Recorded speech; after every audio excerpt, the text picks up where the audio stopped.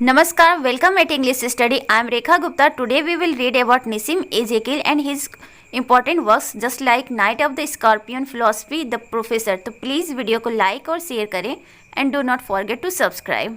Nissim Ezekiel 1924, Indian English poet born in a Jewish Ben Israeli family. निसिम इज़ेकियल एक Indian English poet है। ये जीव हैं और इनका जन्म बेन इजरायली फैमिली में होता है। इन्होंने अपनी बीए की स्टडी विल्सन कॉलेज बॉम्बे से किया और लेटर ऑन बर्बेक कॉलेज लंदन में स्टडी किया। ये इन्होंने एडिटिंग किया है क्वेस्ट और पोएट्री नाम के मैगजीन की। ये इंग्लिश के प्रोफेसर रहे यूनिवर्सिटी ऑफ बॉम्बे और यूनिवर्सिटी ऑफ पौंडीचेरी में। साथ ही ये विजिटिंग प्रोफेसर भी रहे university of leads in 1964 and 1978। तो ये 2 बार विजिटिंग प्रोफेसर के रूप में गए थे यहाँ पे लीड्स यूनिवर्सिटी में। कब 1964 में और 1978 में। लेटर डे साम 1982 साहित्य अकादमी अवार्ड इन 1983।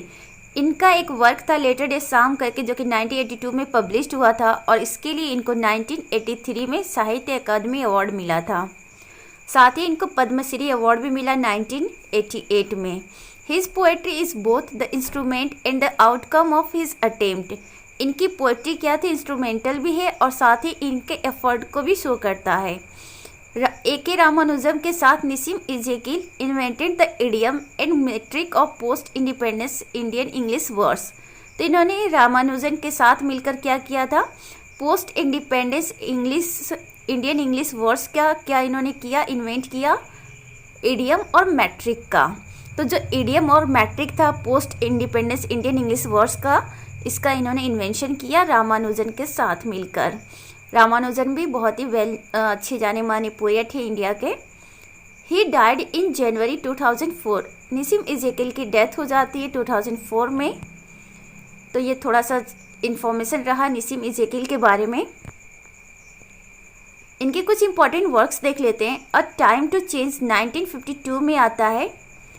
60 पोएम्स 1953 में आता है। द डिस्कवरी ऑफ इंडिया 1956 में। The third 1959। The unfinished man 1960। The exact name 1965। The exact name जो है बहुत ही इंपॉर्टेंट वर्क का कलेक्शन है इनका और इसमें कुछ पोएम्स भी हैं जिसके बारे में अभी पढ़ेंगे। 3 place Nalini marriage poem the sleep walkers 1969। तो 1969 में इन्होंने ये 3 प्ले भी लिखे थे, इनकी पब्लिश हुई थी। Snake skin and other poems 1974 में आता है। हाइम्स इन द डार्कनेस 1976 में आता है। लेटर डे साम 1982 में आता है। तो ये इनके कुछ इंपॉर्टेंट वर्क्स के कलेक्शन है और वर्क्स हैं। अब थोड़ा सा 2-3 इनके पोएम इंपॉर्टेंट है जिसके बारे में थोड़ा सा डिटेल में इंफॉर्मेशन ले लेते हैं, कुछ इंपॉर्टेंट फैक्ट्स जान लेते हैं उन पोएम्स के बारे में। The unfinished man and the exact name represent a break with the past. Actually ये जो इनका पोएम का कलेक्शन है the unfinished man and the exact name, ये जो पास्ट के क्या करता है, पास्ट के साथ एक तरह से ब्रेक को रिप्रेजेंट करता है। और इनका जो night of the scorpion poem है द एग्जैक्ट टाइम में पब्लिश्ड होता है ये पोएम। इसमें जो इंडियन रियलिटी है, एवरीडे इंडियन लाइफ से रिलेटेड जो भी रियलिटी है उसके बारे में बहुत ही सिंपल वे में प्रेजेंट किया गया है। Now let's see about night of the scorpion published in the exact name 1965। ये पोएम 1965 में पब्लिश्ड होता है द एग्जैक्ट नेम कलेक्शन में। इस पोएम में 8 स्टेंजा हैं और फ्री वर्स है, ये कोई राइम स्कीम नहीं है। फ्री वर्स का मतलब होता है no rhyme scheme. Presents a rural Indian village and people. इस पोएम में इन्होंने क्या प्रेजेंट किया है, जो रूरल इंडियन विलेज है उसके बारे में इन्होंने बताया है कि वहाँ के एक जो रीति रिवाज या कल्चर वगैरह क्या है, ट्रेडिशन क्या है, वहाँ के सुपरस्टिशंस क्या हैं और वहाँ के लोगों का क्या थिंकिंग है और किस तरह से वो एक दूसरे से कनेक्ट होते हैं। Shows motherly love along with a hint of culture and superstition. इस पोएम में इन्होंने क्या दिखाने की कोशिश की है, एक मदर के लव को दिखाने की कोशिश की है और साथ ही कल्चर और सुपरस्टिशन पे भी थोड़ा सा हिंट किया है। आयरनी क्या इस पोएम में, the mother is attacked by scorpion even though she thanks to god to save her children. इस पोएम में मदर को क्या होता है, स्कॉर्पियो जो है अटैक कर देता है, लेकिन वो फिर भी गॉड को थैंक्स बोलती हैं इसलिए कि उस स्कॉर्पियो ने उनके बच्चे को छोड़ दिया, मतलब उनके बच्चे बच गए। उनको भले काट लिया स्कॉर्पियो ने, लेकिन उनके बच्चे जो हैं वो बच गए, उनको कुछ नहीं हुआ। तो इस वजह से वो गॉड को थैंक्स बोलती हैं। कुछ इंपॉर्टेंट लाइन्स है इस पोएम में। The peasants came like swarm of flies and बर्ज the name of God 100 time. Actually जब यहाँ पे जो मदर हैं उनको स्कॉर्पियो काट लेता है, तो क्या होते हैं, जो आसपास के गांव के लोग होते हैं ना, वो बहुत ज़्यादा लोग जो होते हैं झुंड में, स्वॉर्म ऑफ फ्लाइज की तरह, झुंड की तरह वो आ जाते हैं। यहाँ पे सिमली का यूज़ हुआ है। और बस the name of God 100 time, और भगवान का नाम बहुत बार लेते हैं ताकि उनको जो स्कॉर्पियो ने काट लिया वो सही हो जाए। बस्ट ये क्या है, कौन सा फिगर ऑफ स्पीच है, याद करिए, ओनोमेटोपोइया।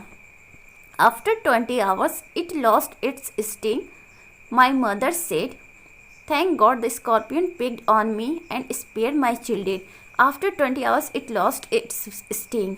जब 20 आवर्स हो जाते हैं तब इनकी मदर को थोड़ा बहुत एक तरह से बेटर फील होता है। तब वो कहती है कि अच्छा हुआ कि भगवान ने उनके बच्चों को बचा लिया, भले स्कॉर्पियो ने उनको काट लिया लेकिन उनके बच्चे बच गए। कुछ लिटरेरी डिवाइस इसमें यूज़ किया गया है। एलिट्रेशन का यूज़ है, एसोनेंस है, मेटाफर है, सिमली है, एंटोनेम्स है। तो इस तरह के कुछ ये यूज़ किए गए हैं। और बज्ड जो है यहाँ पे बज्ड और 100 ये जो दो वर्ड्स शो करते हैं वो एसोनेंस को शो करते हैं। लिटरेरी डिवाइस का अलग से मैंने वीडियो ला रखा है, तो उसको आप लोग जाके देख सकते हैं, डिटेल में है। Next poem is philosophy, talks about the philosophy and the poetry. इस फिलॉसफी पोएम में नसीम इज़ेकियल किसके बारे में बातें करते हैं, फिलॉसफी के बारे में और पोएट्री के बारे में बात करते हैं। The poet is of the view that philosophy and science have certain limitations. Poet का मानना है कि जो फिलॉसफी और साइंस होते हैं उनकी लिमिटेशंस होते हैं। They are not unlimited, they fail at certain limit. कहीं ना कहीं एक पॉइंट पे जाकर फिलॉसफी और साइंस जो होते हैं वो फेल हो जाते हैं, वो आगे नहीं बढ़ पाते हैं। और जहाँ पर साइंस और फिलॉसफी की लिमिट ख़त्म होती है उसके आगे पोएट्री की लिमिट बढ़ती है। मतलब कहने का मतलब है कि फिलॉसफी और साइंस की जो लिमिट है वो सर्टेन है, निश्चित है, but there is no limit for poetry. Poetry के लिए कोई लिमिट नहीं है, कोई भी मतलब एक तरह का कोई रेस्ट्रिक्शन नहीं है। आप पोएट्री में जहाँ चाहे वहाँ तक जा सकते हैं, because it is a imagination, a fancy, और आप अपने इमेजिनेशन और फैंसी में जितनी दूर चाहे जा सकते हैं, जो चाहे वो कर सकते हैं। But what is or whatever possible in poetry that is not possible in philosophy and science। तो इसी चीज़ को इन्होंने प्रेजेंट करने की कोशिश की है इस पोएम में। The poem has 4 stanzas of 5 lines etch. इस पोएम में 4 स्टेंजा है और हर स्टेंजा 5 लाइन्स की है और उसकी राइमिंग बनती है A B B A। The poem appeared in Ezekiel's 5th volume of poems in 1965 under the title The Exact Name। Philosophy poem भी द एग्जैक्ट नेम में ही पब्लिश्ड होता है 1965 में। This is 5th volume. Next one is the professor. Professor एक तरह का सेटायरिकल poem है नसीम इज़ेकियल का, और इन्होंने एक सेटायर किया किस पर, जो इंडिया के टिपिकल प्रोफेसर्स हैं उनके ऊपर उन्होंने सेटायर किया है। It is a kind of dramatic monologue, जिसमें जो प्रोफेसर होता है, ज्योग्राफी का प्रोफेसर होता है, वो अपने एक स्टूडेंट से मिलता है, उसका पुराना स्टूडेंट होता है, जर्नी में ऑन द वे उनकी मुलाकात हो जाती है। तो फिर वो प्रोफेसर जो है वो अपना इंट्रोडक्शन वगैरह देने लगता है और उसके बारे में बातें करने लगता है, और प्रोफेसर रिटायर्ड प्रोफेसर होता है। तो इस वजह से यहाँ पे इन्होंने बताने की कोशिश की है कि किस तरह से जो प्रोफेसर है, ज्योग्राफी का रिटायर्ड प्रोफेसर, वो ओल्ड होने की वजह से उसके बात करने का नेचर है, टॉकेटिव नेचर है उसका, और वो बहुत बातें करता है। साथ ही इन्होंने ये भी दिखाया है कि जो इंडियन टिपिकल प्रोफेसर्स होते हैं वो किस तरह के होते हैं। और यहाँ पे इस पूरे पोएम में जो प्रोफेसर है वही बस बोलता है, जो स्टूडेंट है वो बस सुनता रहता है। That is why it is dramatic monologue. ये जो पोएम है टोटल इसमें 35 लाइन्स है और सिंगल स्टेंजा है। इसमें कोई राइम स्कीम नहीं है, फ्री वर्स में है, सिंपल डायरेक्ट लैंग्वेज का यूज़ किया गया है, but the language is satirical. A realistic portrayal of a conversation between a retired professor and his former student। Poet ने यहाँ पे इस पोएम में जो रियलिस्टिक पोर्ट्रेयल है कन्वर्सेशन का वो प्रेजेंट करने की कोशिश की गई है। और कन्वर्सेशन किसके बीच में? एक रिटायर्ड प्रोफेसर और उसके फॉर्मर स्टूडेंट के बीच में जो भी कन्वर्सेशन होता है उसका रियलिस्टिक पिक्चर प्रेजेंट किया है इन्होंने। Presents talkative nature of old man. साथ ही पोएट यहाँ पे ये भी शो करते हैं कि जो ओल्ड मैन होते हैं वो कितने टॉकेटिव होते हैं। The poet mock Indianism in English handles by native language.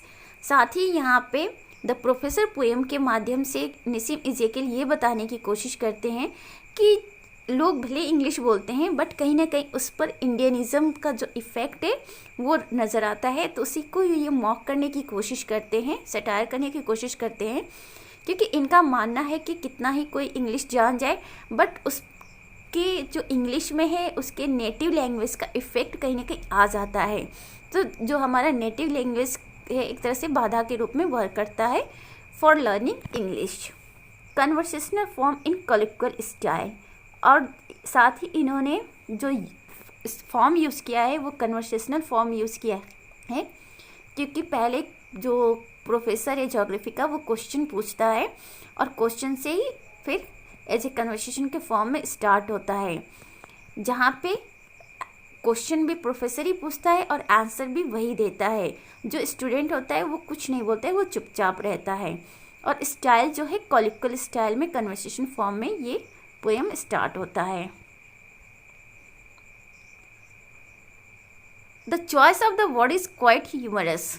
इन्होंने जो वर्ड को चूज़ किया वो बहुत ही ह्यूमरस है, क्योंकि वो बिल्कुल सिंपल इंग्लिश को इन्होंने यूज किया है, बिल्कुल काम चलाओ इंग्लिश, जैसा कि ज़्यादातर इंडियन लोग जो थोड़ा बहुत इंग्लिश जान जाते हैं तो वो उसी तरह के काम चलाओ इंग्लिश को बोलते हैं, तो वही उन्होंने प्रेजेंट करने की कोशिश की है। The tone is serious but subject matter is trivial as though in mock heroic style. Poem का टोन तो सीरियस है लेकिन जो सब्जेक्ट मैटर है वो ट्रिवियल है। ट्रिवियल मतलब यूजलेस, उसका जिसका कोई इम्पोर्टेंस न हो, जिस तरह से मॉक हीरोइक स्टाइल में होता है। जैसे अलेक्जेंडर पोप का रेप ऑफ द लॉक है तो उसका सब्जेक्ट मैटर क्या होता है? ट्रिवियल होता है, क्योंकि वो मॉक हीरोइक एपिक है। तो उसी तरह के स्टाइल में इन्होंने प्रेजेंट किया इस पोएम को। पोएम से कुछ इंपॉर्टेंट लाइन से देख लेते हैं। Now you are man weight and consequence. तो यहाँ पे जब प्रोफेसर अपने स्टूडेंट से मिलता है तो वो कहता है कि पहले तो तुम बहुत पतले थे लेकिन अब ठीक ठाक लग रहे हो। और प्रोग्रेस इज़ प्रोग्रेसिंग। सॉरी, यहाँ पे प्रोग्रेशन की स्पेलिंग मिस स्पेल्ड हो गया तो उसको थोड़ा सा देख लेंगे। साथ ही यहाँ पे जो प्रोफेसर वो कहता है कि our progress is progressing, actually वो अपनी फैमिली के बारे में बताता है। तो कहता है कि चलिए जो हमारी लाइफ स्टाइल है या जो हमारी फैमिली है, हमारी डेली रूटीन है वो चल रही है। You were so thin like a stick. यहाँ पे प्रोफेसर अपने स्टूडेंट को ये बताने की कोशिश करता है कि वो जब स्टूडेंट था तो वो बहुत ही दुबला पतला था। Visit please my humble residence also. और साथ ही प्रोफेसर अपने स्टूडेंट से कहता है, इनवाइट करता है कि फिर कभी तुम आना इधर तो मेरे घर ज़रूर आना, क्योंकि ये भी एक इंडियन लोगों का नेचर होता है कि अभी अगर मिले हैं तो अभी नहीं इनवाइट करेंगे कि चलो अभी मेरे घर चलो, नहीं फिर दोबारा कभी आना तो मेरे घर जाना। मतलब इस तरह का जनरली इंडियन लोगों का नेचर होता है। तो उसी को बहुत ही ह्यूमरस स्टाइल में उन्होंने निसीम इज़ेकिएल ने प्रेजेंट करने की कोशिश की है, इंडियन लोगों का ये नेचर। तो कुछ ऐसे लोग होते हैं जिस पर इन्होंने मॉक किया है, सटायर किया है। And this is all about Nissim Ezekiel and his works. तो प्लीज़ वीडियो को लाइक और शेयर करें and do not forget to subscribe.